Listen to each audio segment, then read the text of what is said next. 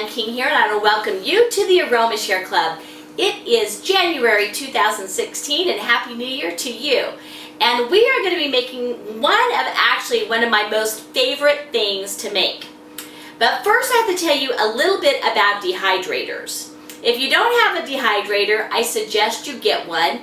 If you don't have one, you can use your oven in a pinch, but it just doesn't taste the same. And I want to tell you why. Many of you probably already have what we call a slow cooker or a crock pot, and you put your food in there in the morning, you put the lid on, you put it on low, you come back from work at the end of the day, and you open the door and that smell just hits you, and it smells fantastic. Well, that is what a dehydrator can do, but it doesn't make it quite so soft and mushy. It gives your food more of a chewy texture. Now, I consider a dehydrator sort of like a slow cooking oven. I mean, I have made cookies in that thing, cakes, pies, you name it, I have cooked it in there. Now, I don't suggest you cook meat in there, but you could do jerky in there if you wanted to.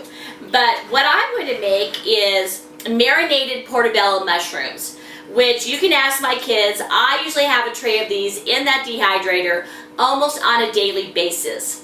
It is like my meat substitute that I just absolutely love, and plus I just am a mushroom fanatic. And it's so simple. That is the other thing I want you to realize. Do not be afraid to try these recipes, because you need to stick it in the dehydrator for 2, 4, 8 hours. You're not afraid of your crock pot, are you? Because you're going to put it in and forget about it. That's the great thing about the dehydrator. You can put it in there and you can just try to keep your food at below 118 degrees. And the reason why you want to do that is because it keeps all the enzymes alive in your food. That's what's so fantastic. Because even in a crock pot on warm setting, you still are losing a lot of the nutrients in your food using the crock pot. The only thing I use the crock pot for is meat, when I make meat for my family. So let's get going on this. So, whoa, spilled my water. So what I have here is, I have 1/3 cup of aminos. And I'm just going to do this. I said do it in a bowl, but I'm going to do it in this shallow baking dish so you can see better.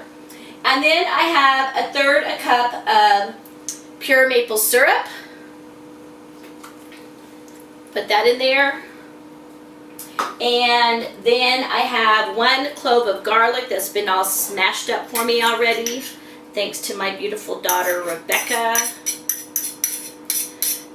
And I'm just going to use the end of the spoon. You have to learn to be creative, okay? I could have dirtied another spoon to get this out of here, but no, I use the end. Why? Because I just like to save dishes. Don't want to dirty so many dishes. All right, so I'm going to mix this all in, and then I'm going to take, and I'm going to put my water in there, what's left of it. We're supposed to have 1/3 cup of water. I'm actually just going to grab a little bit more water here, because you want to make sure, let me come back over and tell you.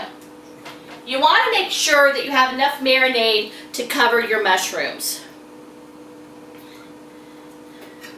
So I'm mixing this all in here, and I'm going to add my drop or 2 of rosemary. So make sure you smell your oil, read it, make sure you got the right one. And I'm going to get there we go. I got about 2 or 3 in there, that's okay. And I'm going to mix this all up, and then I'm going to lay my mushrooms in here. And I'll probably, turn them over halfway through the marinating. But I just want to show you how I do it. And you're just going to have to squish these all in here to get all 4 mushrooms in here, but it's okay.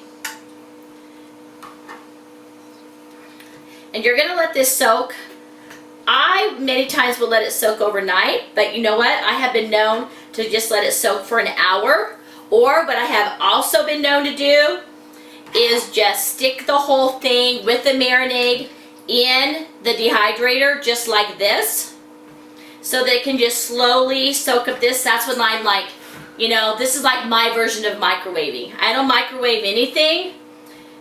And so if I don't want to wait for these to marinate for hours, then I'll stick this whole thing in the dehydrator.